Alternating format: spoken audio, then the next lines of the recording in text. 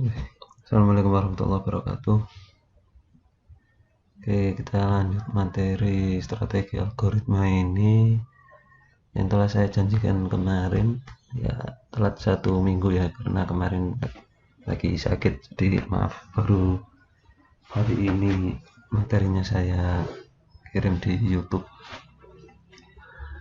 Oke, materinya yang kemarin yang saya janjikan adalah hmm, cara cepat untuk belajar pemrograman.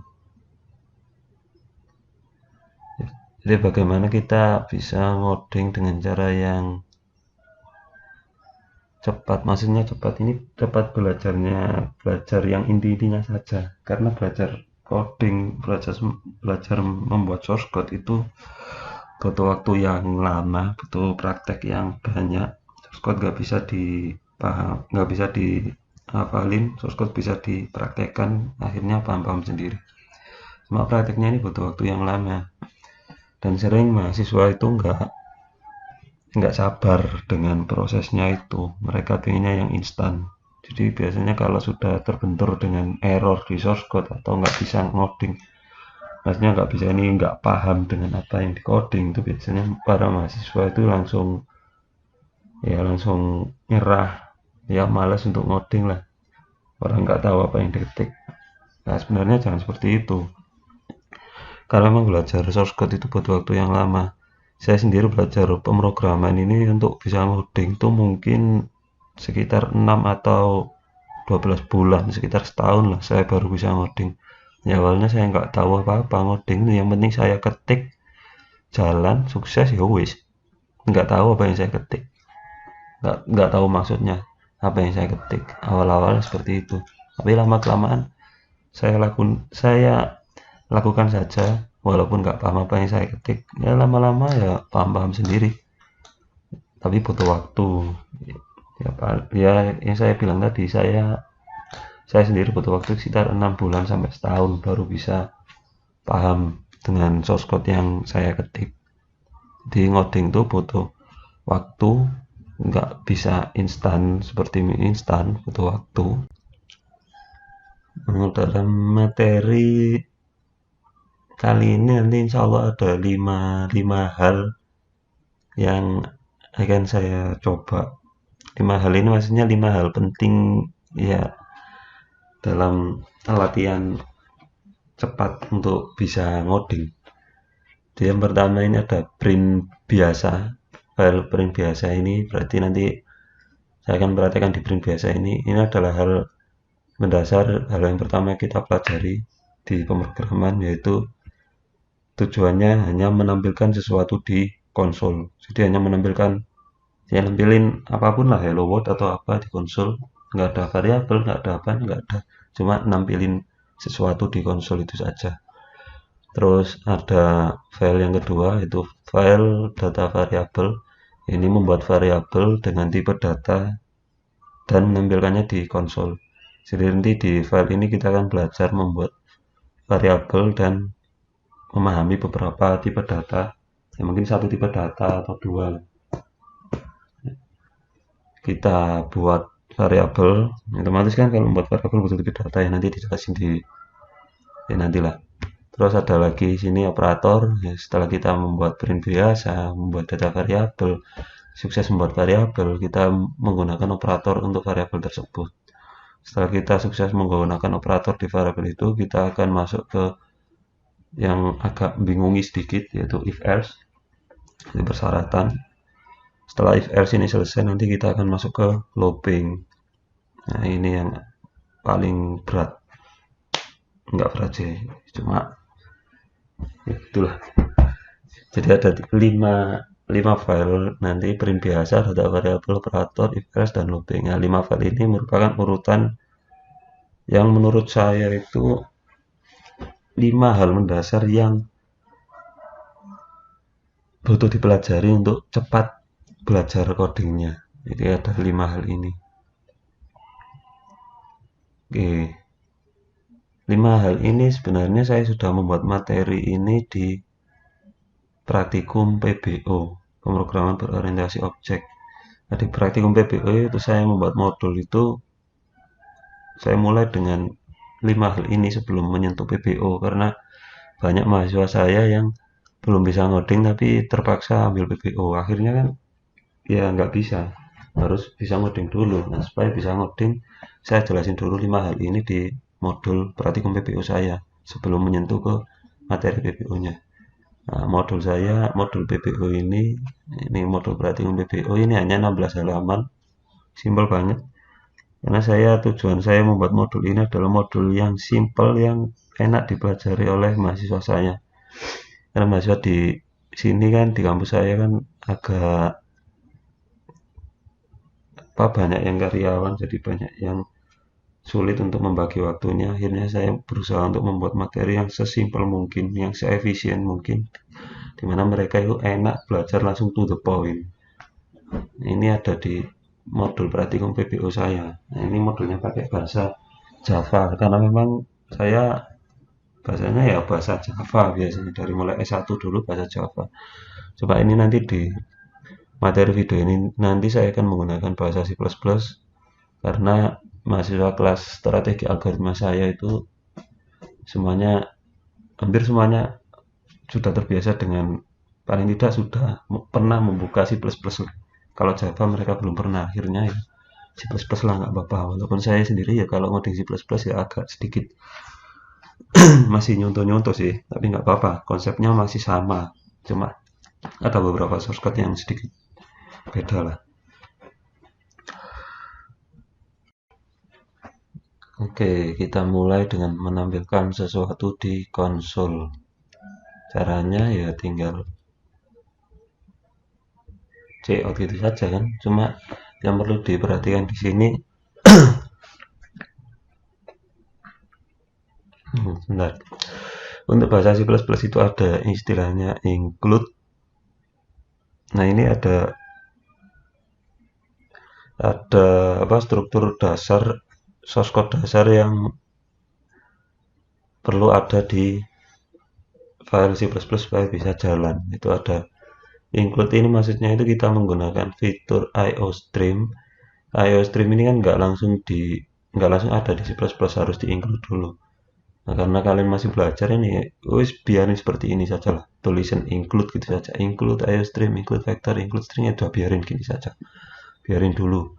Using namespace std ini juga biarin saja seperti ini, nggak usah dipikirin itu apa. Karena masih beginner sampean, jadi udah biarin gini saja. Yang penting nanti di integer main sini.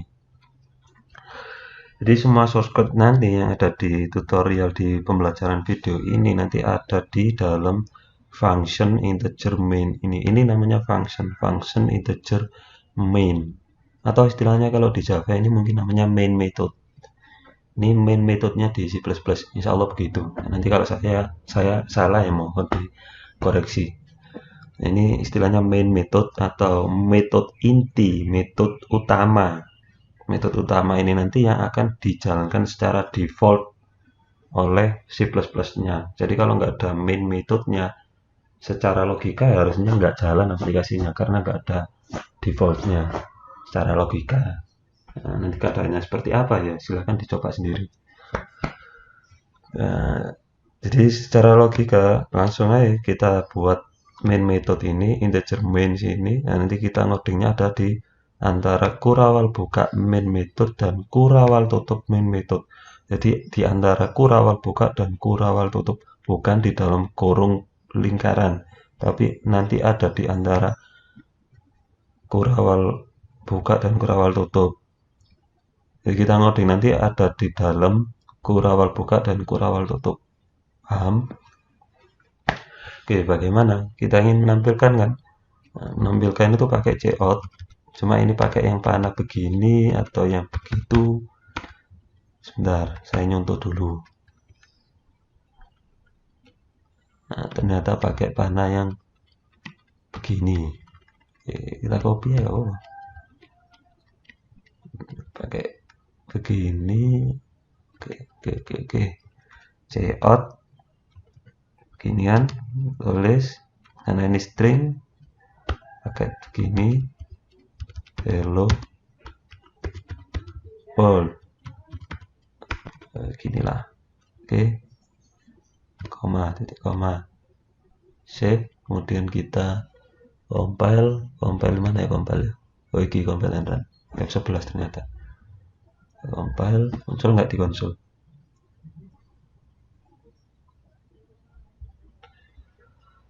Oke, sabar. Wah, muncul di konsol. Hello world. Muncul. Nah, proses exited press any key. Ini bukan sampean yang ngetik, tapi ini outputan dari C++ secara default. Yang sampean ketik itu yang ini, yang hello world. Sudah itu saja. Karena kalian lihat di sini cout. Cout ini perintahnya adalah untuk menampilkan di konsol. Cout ada panah ke kiri. Nah, panah ke kiri maksudnya itu untuk menampilkan. Jadi nanti ada perbedaan panah ke kiri dan panah ke kanan yang seperti ini. Nah, itu bagaimana nanti enggak di sini dijelasinnya. Yang penting sekarang gunakanlah saja panah ke kiri untuk cout. Setelah itu sebelahnya sini ada kata-kata hello world. Hello world ini adalah kata yang kita tampilkan di sini di konsol. Kalau kita nampilin hello world ya tulisan begini hello world, tapi di AP dulu dengan petik 2. Nggak tahu petik 1 bisa atau enggak, nanti saya coba sendiri, tapi saya biasanya petik 2 dan diakhiri dengan titik koma. Setiap akhir dari setiap statement di dalam source code wajib diakhiri dengan titik koma. Paham? Oke. Ya wis, yang print biasa selesai. Ini saja print biasa, mau apa lagi? Print biasa ya ini ya. Pengen nampilin lagi, ya kita buat lagi di bawahnya. Cout nama saya contohnya Wahyu, hello world oleh Wahyu. Oke. Titik koma. Kita run pakai F11. Oh, ada yang salah. Count kan yang salah. Nah, benar cout. Run. Oke. Hello world oleh Wahyu. Tapi ini kan jejer satu baris. Kenapa jejer satu baris? Karena di sini cout ya menampilkan, tapi dia tidak bisa membuat line baru. Untuk membuat line baru kita tambahi di sini. Jadi sebentar kita keluarkan dulu konsol dua-duanya ini. Kita keluarkan dulu. Kita tambahi line supaya nanti setelah hello world ada satu line di bawahnya, ada satu enter lah. Kita tambah dengan panah ke kiri, kemudian endl kita simpan. Endl ini untuk membuat line baru. Oke, kita run F11. Oleh Wahyunya akan turun ke bawah. Nah, turun kan? Turun ke bawah kan? Oke, hello world endl akan turun satu baris dan oleh Wahyu dan tampil selesai. Oke, ini materi file print biasa selesai. Oke, yang penting menampilkan saja dulu. Saya cobalah untuk pertama kali belajar, saya mencoba untuk menampilkan apapun lah. Saya tulis apapun, paragraf apapun, saya tulis bagaimana bentuknya, silahkan dicoba sendiri lah. Yang penting lancar untuk cout-nya dulu. Setelah itu kita lanjut ke materi selanjutnya, yaitu data variable.c++. Oke, untuk data variable .c++ masih kosongan kan, hanya ada main metodenya saja. Kita membuat variabel dengan tipe data dan menampilkannya di konsol. Nah, sebelum membuat variabel kalian harus paling tidak itu tahu dulu lah apa itu tipe data. Kita lihat contekan di modul saya dulu. Tipe data itu adalah tipe data yang bisa kita gunakan di C++, tipe-tipe data. Jadi contohnya ada yang pertama itu oke, nggak kelihatan mungkin. Nah, supaya kelihatan ada pertama integer atau bilangan bulat.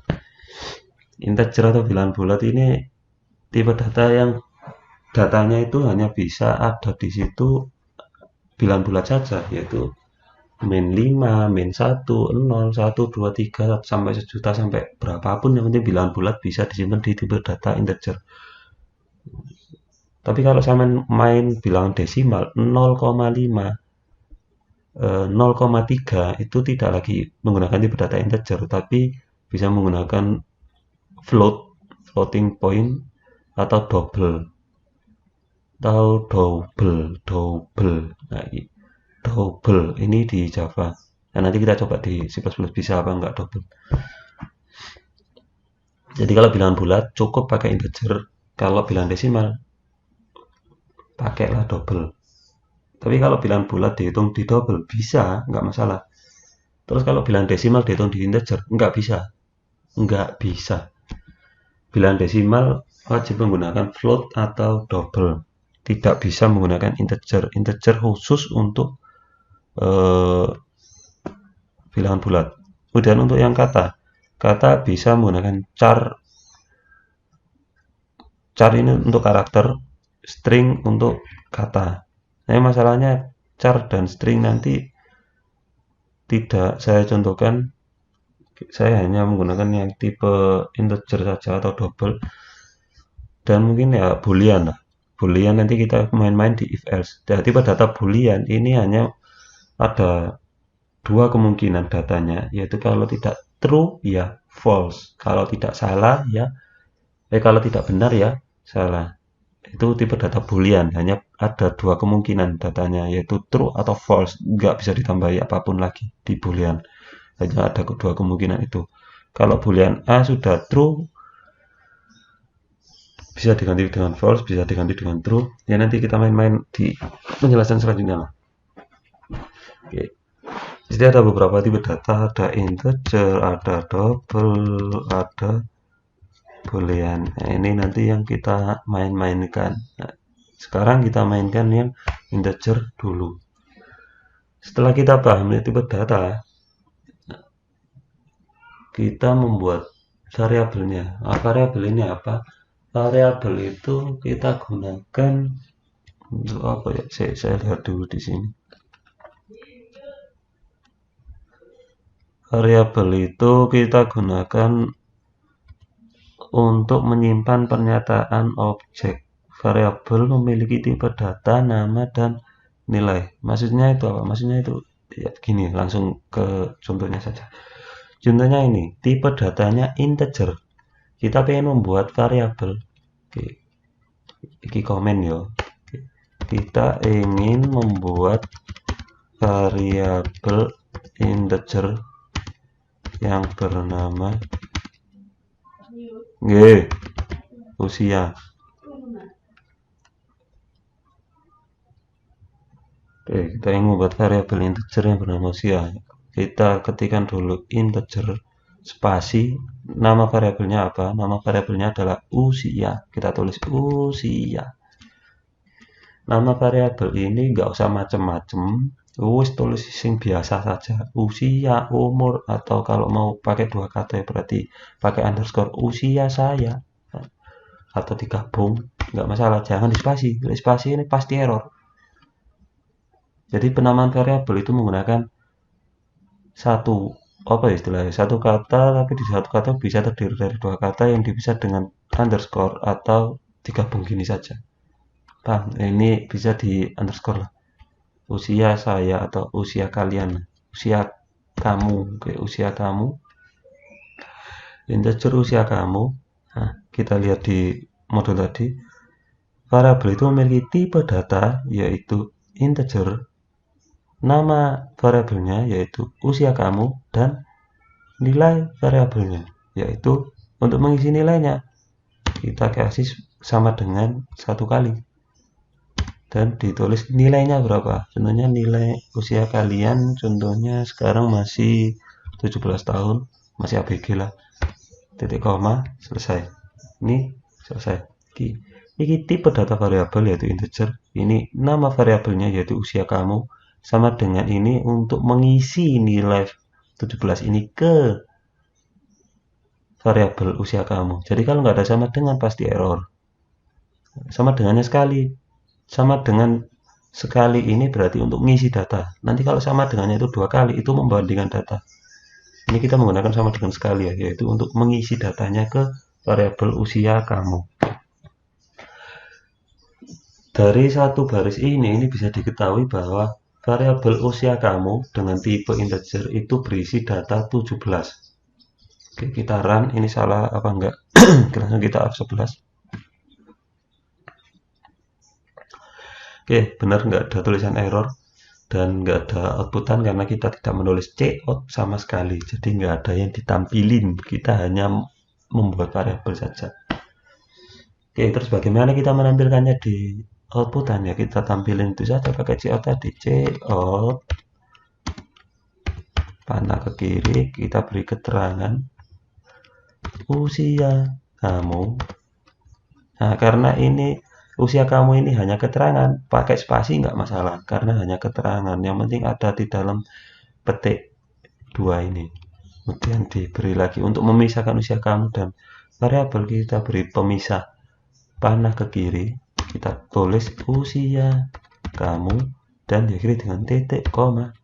Kita run. Nah, usia kamu 17. Oke, nggak ada spasinya, kita kasih spasi di sini. Usia kamu spasi. Nah, oke, F11.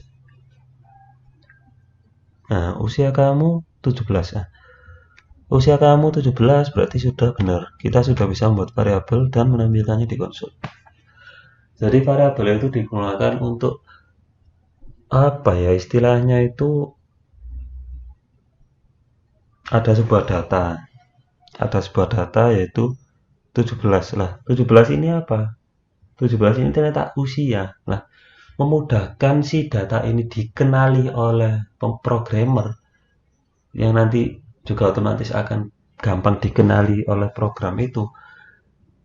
Data 17 ini lebih baik disimpan di sebuah variabel supaya programmer itu kenal 17 ini apa. Yaitu kita namakan dengan usia kamu. Jadi kita tahu nanti yang 17 itu apa sih? Oh, usia kamu. Usia kamu itu isinya apa sih? Oh, isinya angka 17. Jadi variabel ini ya supaya memudahkan programmer itu untuk mengenali di dalam programnya itu ada data-data apa saja dan nilai data itu apa saja, nilainya berapa saja. Itu fungsinya dari variabel. Jadi variabel itu yang sangat penting di dalam pemrograman. Oke, variabel yang pertama ini variabel usia kamu. Kita membuat variabel yang kedua yaitu variabel, contohnya kita menggunakan variabel double ya sekarang ya. Double, contohnya ini berat kamu, berat badan kamu, contohnya berapa? 17 tahun ya, mungkin kita tulis 60 kg, 60,5, 60,5. Oke, titik koma. Nah, ini benar apa salah? Kita cek dulu. Kita beri NDL dulu. Nah, ini nggak usah saya jelasin dari awal. Silahkan dipahami sendiri yang saya ketik ini. Oke, ini. Oke, saya salah. Oke, ini berat kamu spasi berat kamu titik koma. Oke, kita run. Nah, benar. Berat kamu 60,5. Kenapa saya pakai double? Karena saya menggunakan berat badan ini adalah desimal. 60 ada koma-komaan, 60,5 lah. Koma di dalam pemrograman ini jangan menggunakan koma biasa, tapi koma titik. 60,5 ini sama saja dengan 60,5. Jangan diganti dengan koma, pasti error. Oh, hilang. Jangan diganti dengan koma, pasti error kalau gini.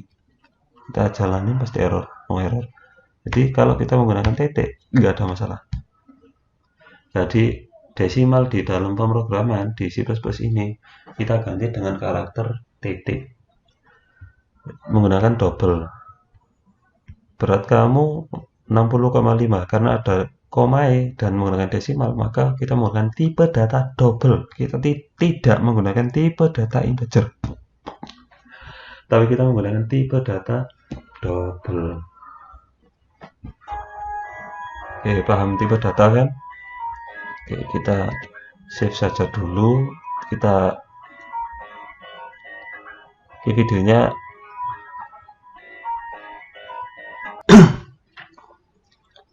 Oke, kita lanjut ke file ketiga, yaitu file operator C++.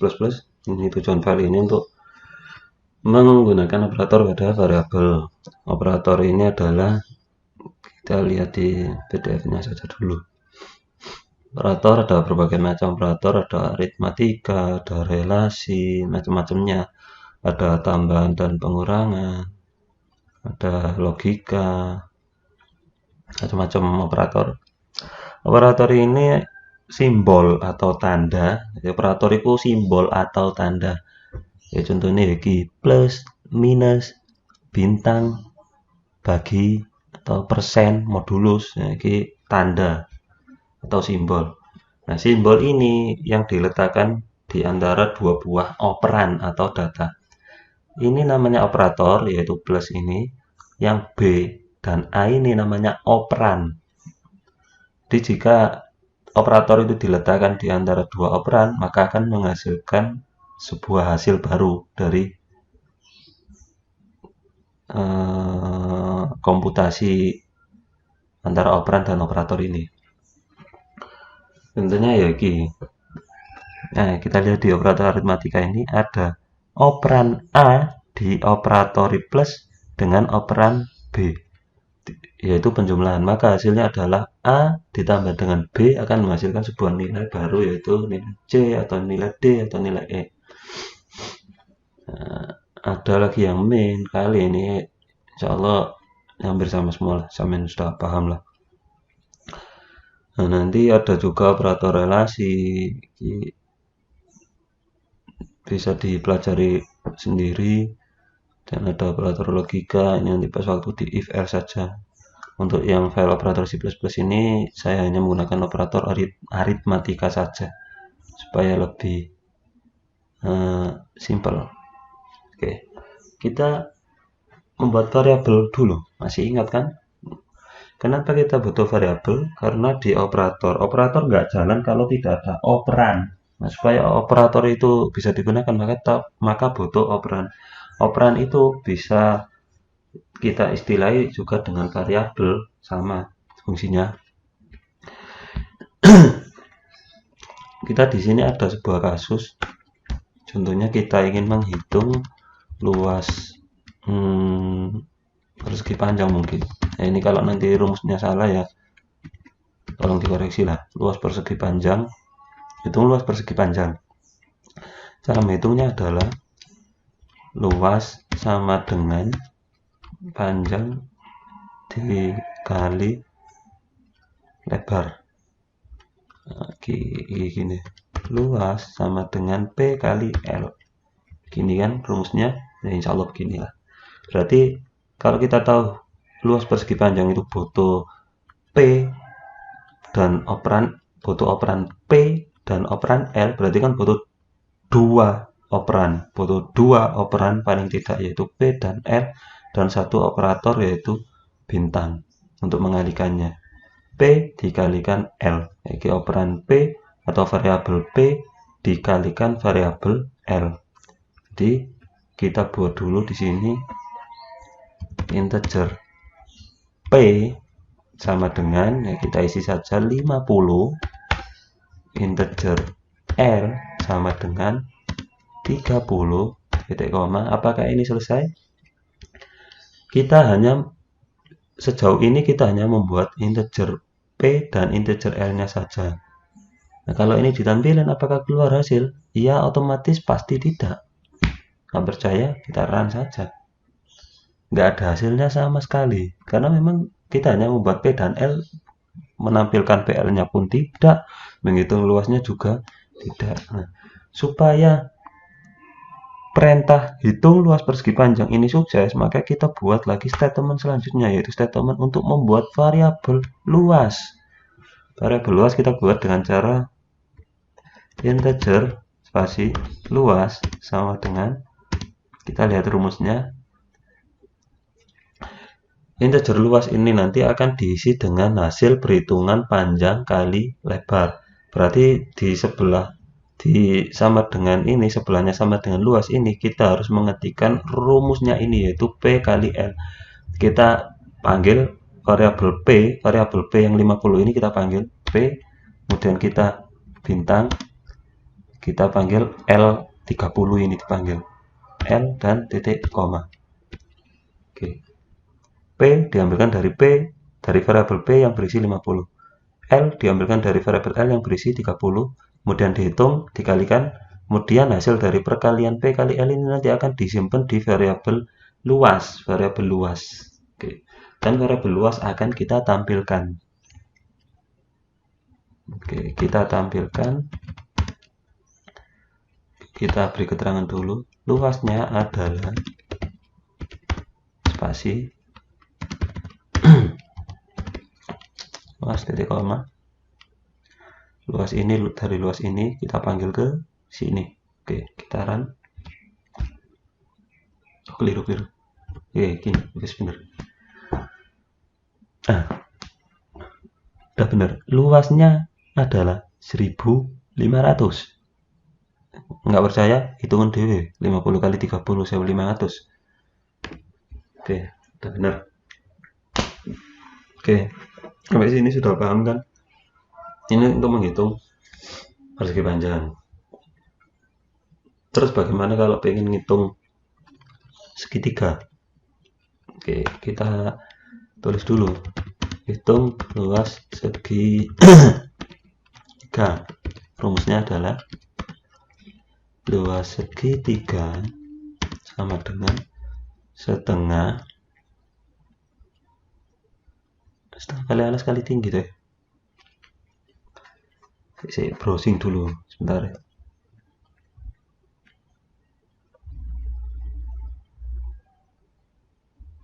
Luas segitiga setengah ya, setengah di 0,5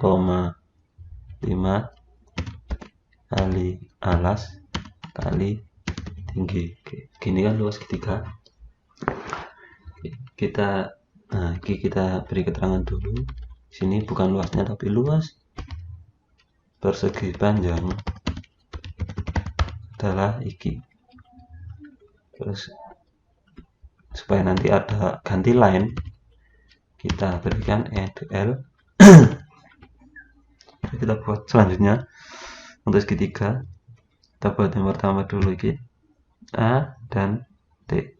Integer A sama dengan contohnya 20, enter. Integer T sama dengan 10, enter. TA sudah. Setengahnya perlu dibuatin variabel enggak? Nah, terserah sampean, mau dibuatin variabel boleh, mau tidak juga boleh, karena nilai setengah ini kan nilainya konstan, statis, pasti setengah. Luas segitiga kan nggak bisa 0,7, 0,2, tapi 0,5 kan setengah kan. Jadi nggak usah disimpan di variabel, nggak masalah, udah gini aja nggak masalah. Tapi kenapa yang A dan T ini perlu dibuatin variabel A, T, B, L? Karena maksudnya itu nanti mungkin A sekarang bernilai 20, tapi ada kalanya kita ingin merubah nilai A itu menjadi 500, 300, atau sekian. Fungsinya dari variabel ini supaya nilai itu bisa disimpan secara fleksibel.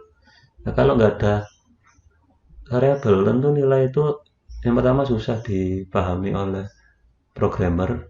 Terus yang kedua, untuk mengganti nilai itu nanti mau kita ganti nilai ini, nilai apa yang mau kita ganti kan bingung. Ini mau 20, mau 120 juga bisa. Jadi kita gunakan yang 20 saja. Oke, terus kita lanjut membuat untuk yang integer luas segitiga sama dengan A. Salah, ada setengahnya, setengah kali alas kali tinggi titik koma. Kemudian kita tampilin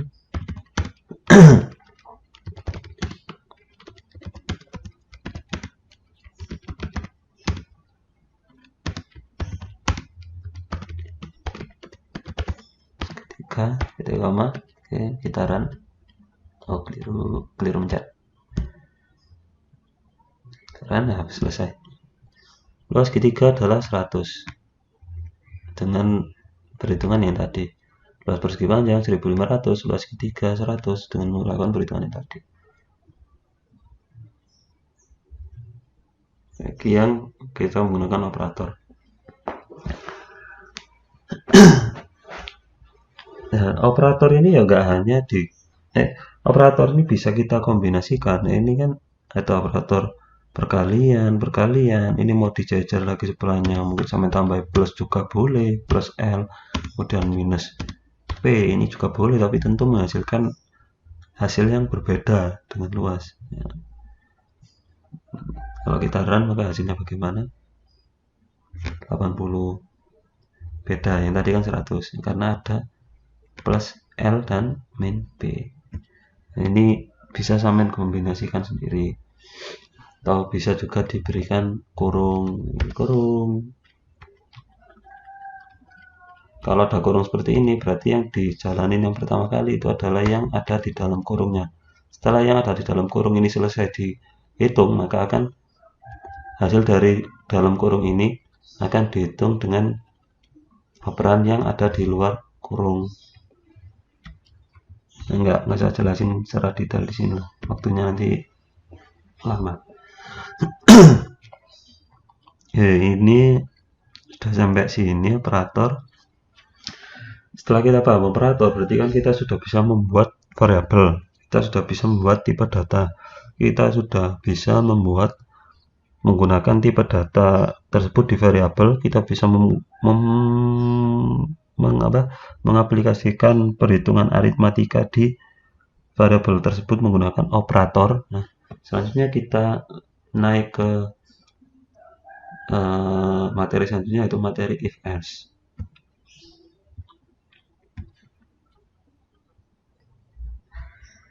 Materi if else iki, if else iku adalah persyaratan. Jadi if, atau yang pertama ya bukan if else lah, tapi seperti if then. Jadi jika benar, then maka lakukan itu. Nah, jadi if itu sebelahnya if itu adalah syaratnya, syarat yang harus terpenuhi oleh sebuah statement, maka prosedur lakukan itu akan dijalankan. Maksudnya bagaimana? Contohnya seperti ini. Contohnya kita ingin membuat penerimaan mahasiswa baru. Syaratnya yang pertama,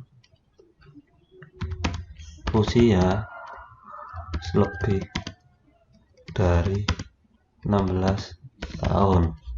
Syarat yang kedua, sudah lulus SMA atau sederajat. Oke, dua syarat ini saja. Usia lebih dari 16 tahun dan sudah lulus SMA. Baru mahasiswa itu diterima. Membuatnya berarti secara logika kita buat saja dua variabel. Yang pertama adalah variabel usia dan yang kedua adalah variabel lulus SMA. Caranya, variabel yang pertama ini usianya kan bukan bulat, berarti kita menggunakan integer usia sama dengan 16 tahun. 16 tahunnya nggak usah diketik, error nggak, 16 ini saja, 16 titik koma, enter. Lulus SMA. Nah, lulus SMA itu kan berarti keterangan antara iya sudah lulus atau tidak belum lulus. Berarti antara keterangan iya dan tidak. Berarti datanya ini nanti kalau tidak iya berarti tidak. Berarti ada dua data kemungkinan. Maksudnya begini dilihat. Maksudnya lulus SMA ini antara iya atau tidak. Berarti kalau antara iya dan tidak, ini adalah bisa kita analogikan, yaitu lulus berarti true, dan kalau belum lulus adalah false. Berarti kalau ada true false, ini kita menggunakan variabel boolean atau boolean di boolean begini atau nanti pakai bool, kita ketik sajalah dulu boolean lulus underscore SMA sama dengan true. Oke, kita run. Oh, error muka. Oh, error. Berarti kemungkinan bool saja. Oh, bool, benar. Run. Oke, nggak ada yang error dan nggak ada yang tampil karena tidak menampilkan apapun. Boolean di C++ adalah bool. Kalau boolean di Java adalah boolean. Nah, di C++ disingkat jadi bool saja. Jadi bool spasi lulus SMA sama dengan datanya apa? True atau false terserah sampean. Kalau dia sudah lulus berarti true. Kalau dia belum lulus berarti pakai false. Gini. Oke. Nah, kita tahu pendaftar ini atau kita beri ada variabel baru lah. Jadi string bisa nggak string di C++ itu bagaimana ya? Saya cari di Google dulu string C++. String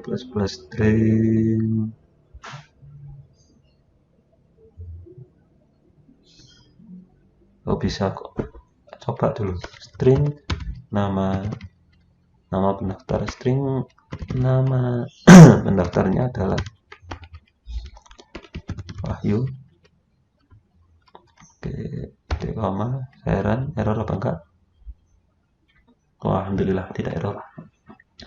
Berarti sama saja string, yang penting sudah include string. Oke.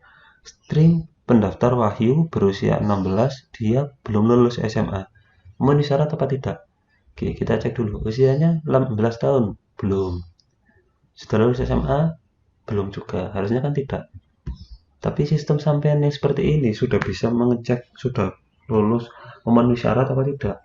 Tentu sistem sampean yang seperti ini tidak bisa mengeceknya. Supaya sistem sampean ini bisa melakukan pengecekan data-data yang tersimpan data Wahyu ini sudah memenuhi syarat atau tidak, tentu sampean butuh statement if.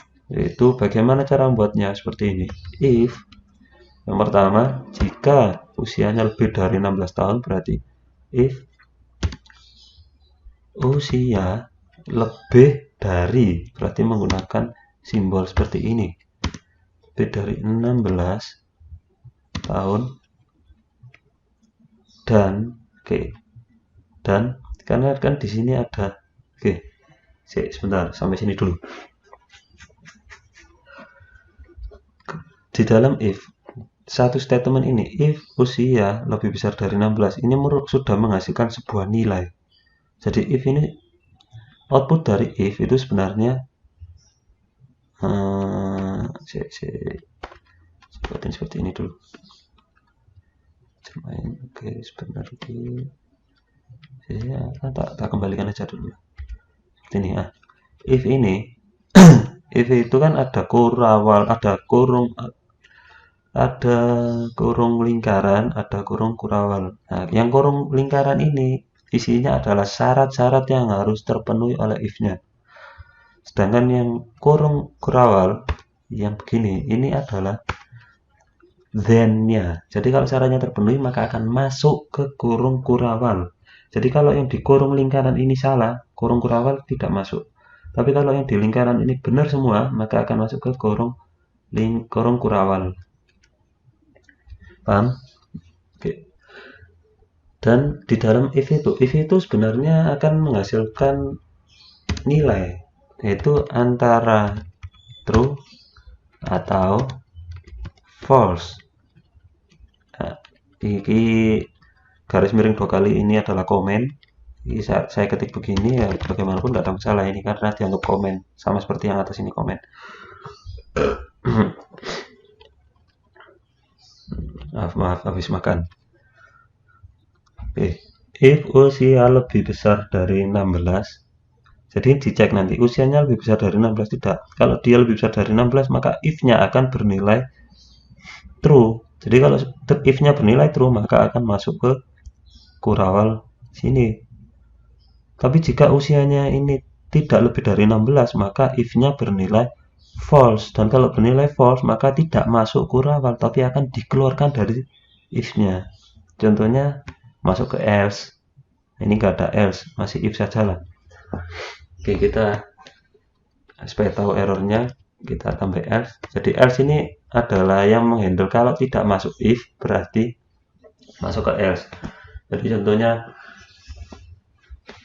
langsung contoh seperti ini, di cout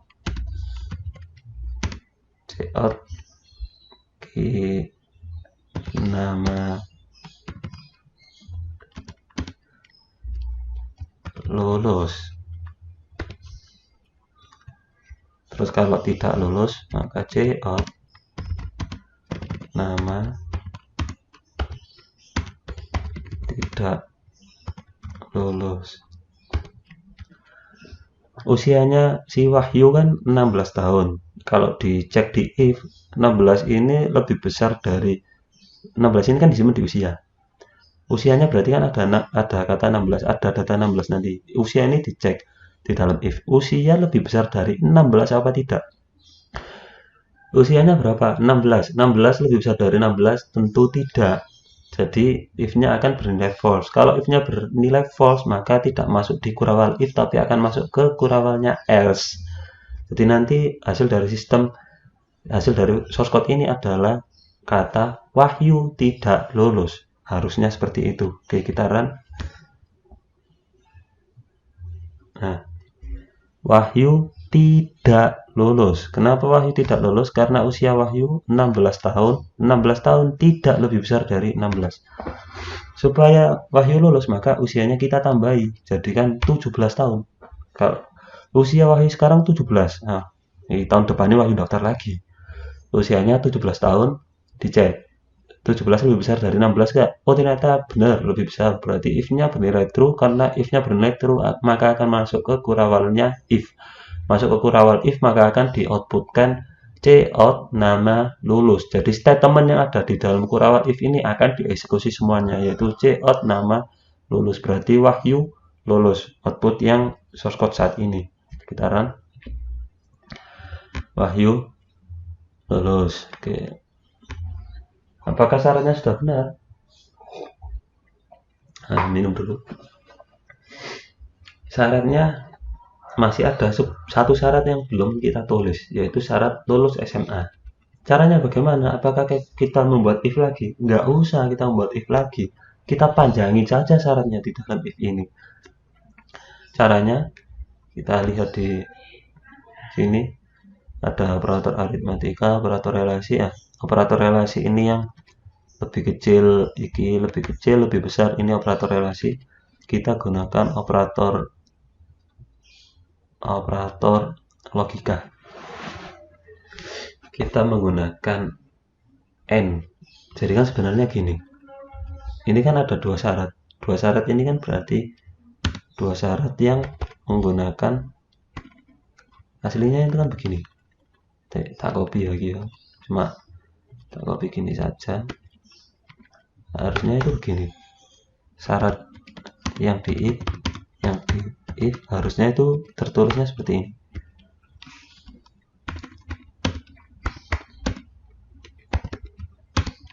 Usia lebih dari 16 tahun dan sudah lulus SMA. Dan itu pakai N. Nah, usia lebih dari 16 tahun dan sudah lulus SMA ini merupakan dua syarat yang harus terpenuhi. Nah, lebih enaknya, lebih baik kita kasih kurung saja biar enak. Usia lebih dari 16 tahun, kasih kurung. Usia sudah lulus SMA, kasih kurung lagi. Nah, cara membuatnya bagaimana? Ya, kita buat saja di sini. Kita beri N. Nah, ini kan untuk satu syarat, usia lebih besar dari 16 tahun. Kita buat syarat yang kedua, kita tambah di sini N. Oh, N tapi simbolnya seperti ini apa tidak? Pakai simbol yang NN. Kita beri simbol ini NN. Kemudian lulus SMA. Syaratnya kan sudah lulus, berarti lulus SMA sama dengan true. Kenapa sama dengan? Karena kalau sama dengannya sekali itu berarti ngisi data. Tapi kalau sama dengannya ini dua kali berarti membandingkan data. Yaitu data lulus SMA kita bandingkan dengan data true. Jadi lulus SMA-nya di sini apa? False. Kita lihat di sini di if ini kan ada dua syarat yang harus terpenuhi, yaitu usianya lebih besar dari 16 dan lulus SMA sudah true. Kita lihat di Wahyu sini. If yang awal tadi yang belum ada lulus SMA-nya, yang awal yang begini. Nah, ini kan hanya menggunakan satu syarat. Kan? Satu syarat yaitu usia. Tapi setelah kita tambah dengan NN terus lulus SMA sama dengan true, maka satu syarat tadi akan ditambah dengan satu syarat lagi, yaitu syarat lulus SMA. Berarti hasil dari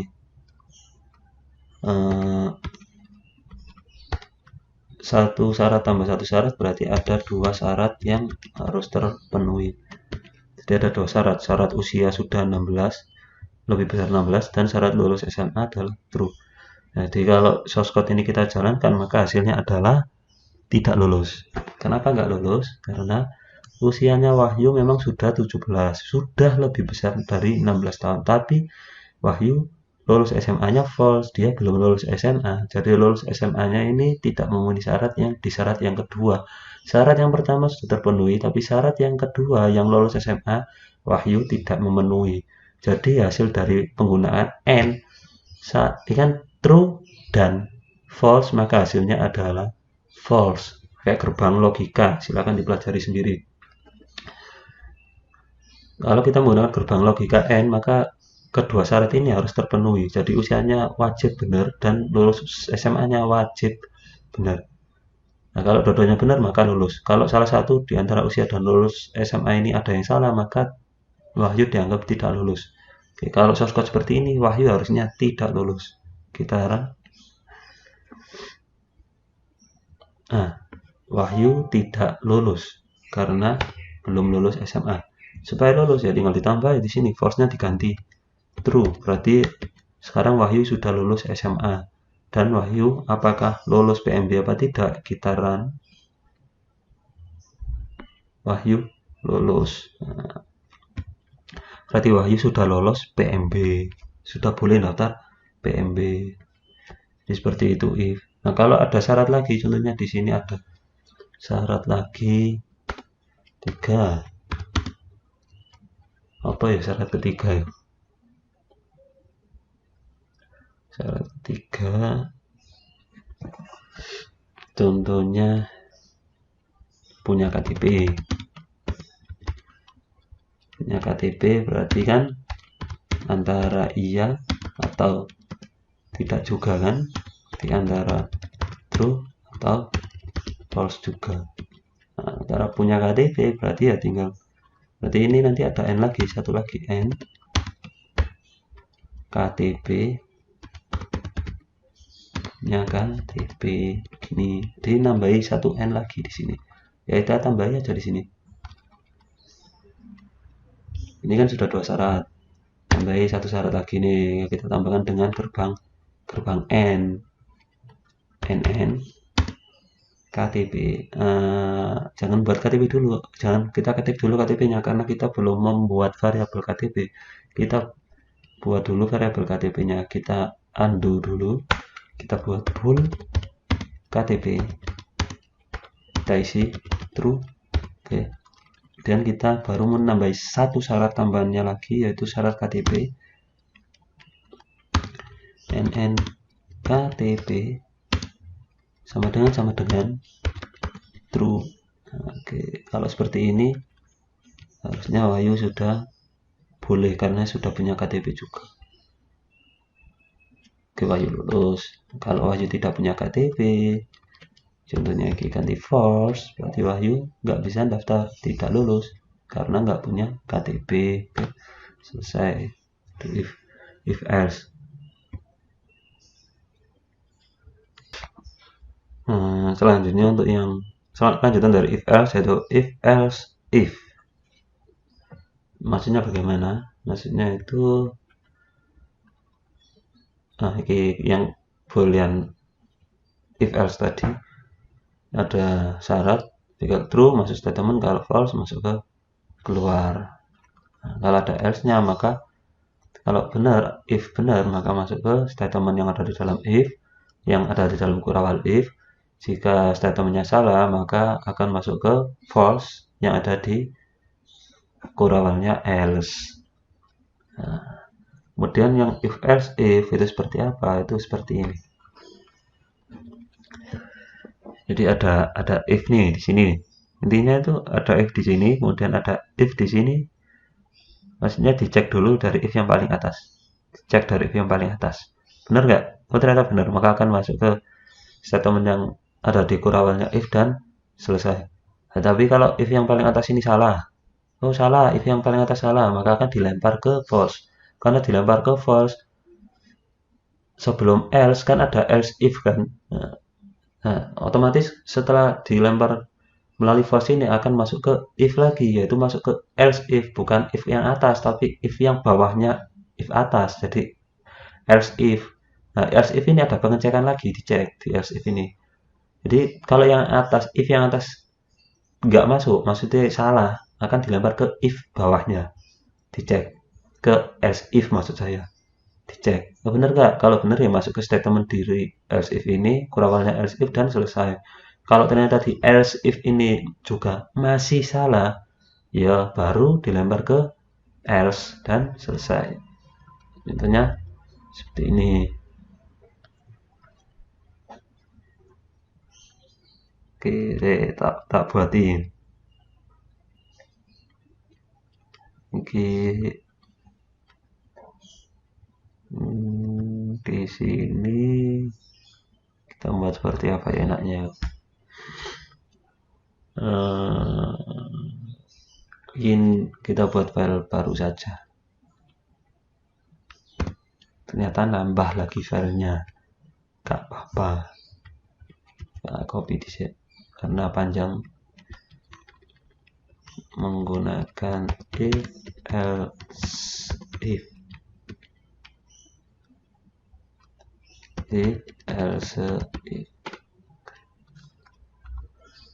kita ingin mengecek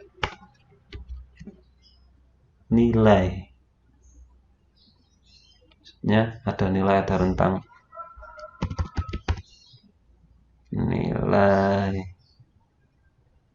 IPK, nilai IPK ada 3, nilai IPK ada 3, maksudnya keterangan atau status lah, status nilai IPK ada 3, ini ngawur, cukup, cum laude, dan dengan pujian. Ada 3 status nilai IPK, cukup, cum laude, dan dengan pujian. Nah, masing-masing status ini memiliki rentang nilai sendiri-sendiri, yaitu yang pertama yang cukup memiliki rentang IPK mulai dari 0 sampai katakanlah 3,5. Kemudian yang cum laude memiliki rentang 3,5, harusnya lebih besar dari 5 ya, berarti kita anggap saja 3,51 sampai 3,7 lah. Kemudian yang status terakhir yaitu dengan pujian itu dari 3, katakanlah 71 sampai dengan 4,0. Oke. Kita ingin buat yang seperti ini. Bagaimana caranya? Yaitu kita buat saja di sini IPK, karena ada koma-komaan maka kita menggunakan double IPK sama dengan kita isi nilainya berapa. Contohnya ini anak yang kelewat pintar, kita tulis 3,9 kemudian kita buat if-nya, langsung aja kita buat if-nya, nggak usah lama-lama. If atau gini, kita buat string status. Yang pertama kosongan begini. Oke, kosongan. String statusnya nggak ada outputnya. Kita ingin menampilkannya IPK iki statusnya apa gitu kan. Saya belum ada namanya, kita beri nama string, namanya siapa, pakai Wahyu saja, tinggal pakai orang lain bilangnya jelek marah-marah. String nama Wahyu, IPK nya 3,9, statusnya masih kosong, jadi kita tulis di sini, kita tambah di sini, belum kita tulis nama, terus keliru, nama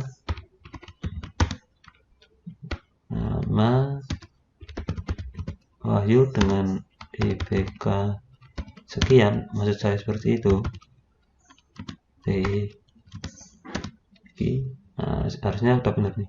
Outputnya adalah statusnya masih kosong harusnya.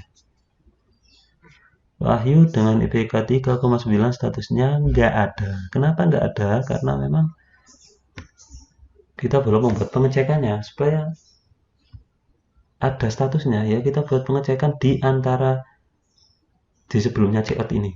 Oke, berarti kita enter checkoutnya, enter. Nah, di sini kita buat if-nya.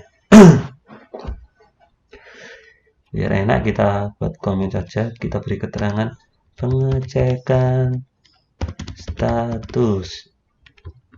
Oke. Dan bawahnya sini pengecekan status. Oke, kita buat if IPK lebih kecil, kan rentangnya kan antara 0 sampai 35, berarti IPK lebih kecil dari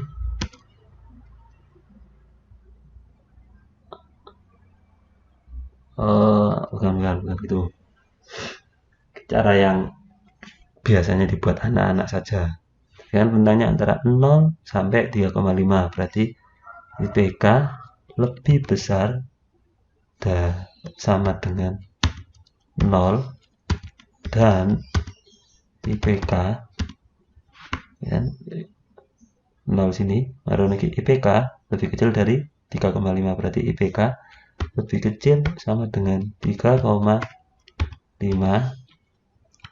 maka tampilannya adalah, maka status kita isi dengan apa? Cukup. Kemudian kita buat syarat yang kedua, else if, nggak tahu else if nya di sini begini apa digabung nanti nggak tahu, yang penting kita ketik saja dulu.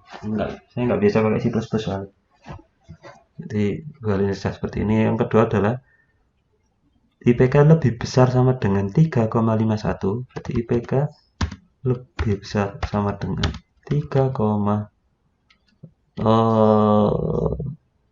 nanti nggak masuk rentang. Gini saja guys, IPK lebih besar dari 3,5 ya.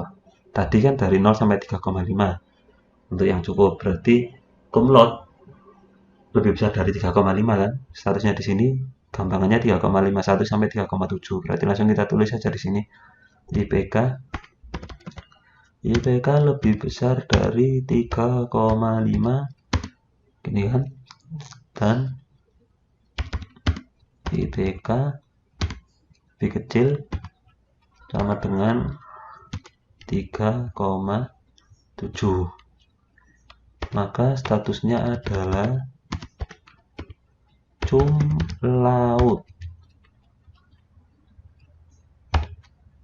Dan selanjutnya else if IPK lebih besar dari 3,7 and IPK lebih kecil sama dengan 4,0, maka status dengan pujian. Apakah ini selesai? Kita lihat. Yang cukup sudah, yang kumlot sudah, yang dengan pujian sudah. Berarti kan sudah semua. Sudah, ya udah kita jalanin aja. Bener apa enggak nanti. Nah, Wahyu dengan IPK 3,9 statusnya adalah dengan pujian. Bener kan? Ya bener lah 3,9 loh. 3,9 dicek ke if-nya. Bener nggak? 3,9 masuk di antara rentang 0 sampai 3,5 nggak? Oh, gini dulu. Tak jelasin secara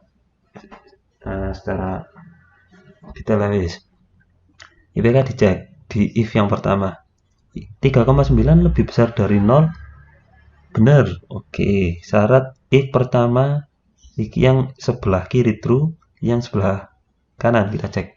3,9 lebih kecil dari 3,9 salah. Karena ini NN berarti nilainya adalah true dan false, maka hasilnya adalah false. Karena false, if yang atas ini salah, maka akan dilempar ke else if. Dilempar ke else if dicek lagi. 3,9 lebih besar dari 35 benar. Tapi lebih kecil dari 3,7 berarti else if yang bawahnya ini juga salah. Karena salah akan dilempar ke else if bawahnya. 3,9 lebih besar dari 3,7 benar. Lebih kecil dari 4,0 benar. Nah, karena di else if bawahnya ini udah benar ya berarti dia dapat dengan pujian karena ada di antara rentang 3,7 sini dan 4,0 sini. Jadi outputnya adalah dengan pujian. Kalau kita ganti 1 contohnya ini IPK Wahyu ini 1 jelek banget IPK 1. Alhamdulillah nggak pernah saya dapat IPK 1. Kalau di run maka akan dapat nilai cukup. Nah, Wahyu IPK 1 statusnya cukup mengkhawatirkan. Nah, kemudian dengan IPK, ini kan IPK antara 0 sampai 4,0 kan. Sekarang kalau IPK-nya Wahyu ini katakanlah 5, IPK-nya 5.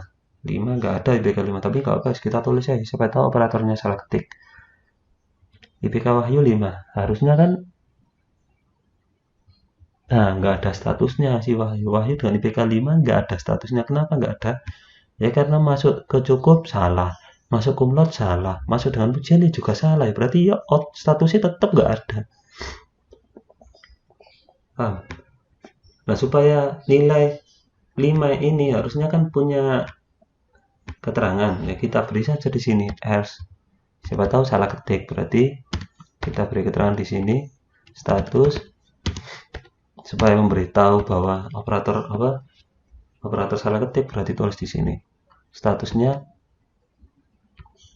operator salah ketik. Udah gini dan kita run. Berarti kalau ada salah semuanya, oh titik komanya belum. Oke, berarti kan logikanya gini, nilai 5 akan dicek sini. Oh salah, oh salah, oh salah. Loh, kenapa kok salah semua? Pasti salah ketik, maka akan masuk else. Ya wis berarti ada keterangan nanti operator salah ketik. Karena IPK harus 0 sampai 4, tapi operator salah ngetik 5. Berarti supaya ada feedback operator salah ketik, di else ini kayak ada tulisan status operator salah ketik. Jadi supaya si operator bisa memperbaiki ketikannya. Outputnya adalah operator salah ketik dan selesai. Oke, untuk yang else if. Jadi itu. Paham ya? Oke, sebenarnya saya sedikit sih membuat contoh ini lebih anaknya ini hanya konsep-konsepnya saja, trik-triknya saja, lebih baik supaya sama benar-benar paham dengan apa yang saya jelasin. Apa yang sudah saya jelasin tadi praktekkan sendiri dengan kasus yang berbeda atau kasus yang sama nggak apa-apa, ulang-ulangi terus saya sampai hafal. Kalau kapalan ganti kasus yang berbeda. Banyak di internet masalah-masalah, itu silahkan cari sendiri lah. Nah, ini baru sampai if and if dulu.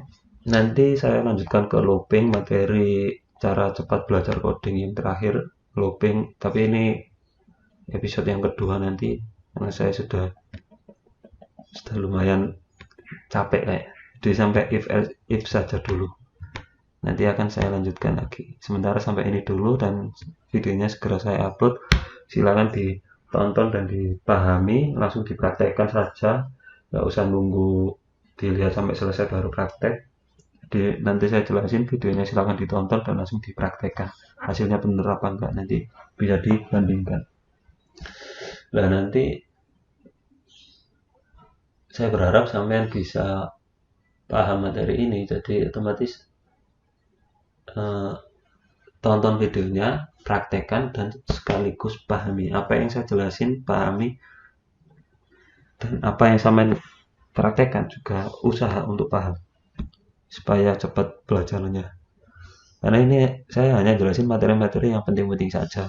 Materi-materi lainnya banyak penting sebenarnya, tapi yang ini yang paling penting menurut saya. Ini merupakan materi-materi yang paling penting supaya bisa belajar pemrograman secara cepat. Oke, mungkin itu saja untuk materi ini. Ini baru sebagian, kurang looping. Nanti looping saya buat lagi videonya. Sementara sampai sini dulu. Apabila ada pertanyaan, silakan bertanya di komentar atau di Classroom. Jangan chat pribadi saya, di Classroom saja atau di komentar, biar teman-teman yang lain juga tahu permasalahan dan solusinya kalau ada. Oke, sekian dari saya. Wabillahi taufiq wal hidayah. Assalamualaikum warahmatullahi wabarakatuh.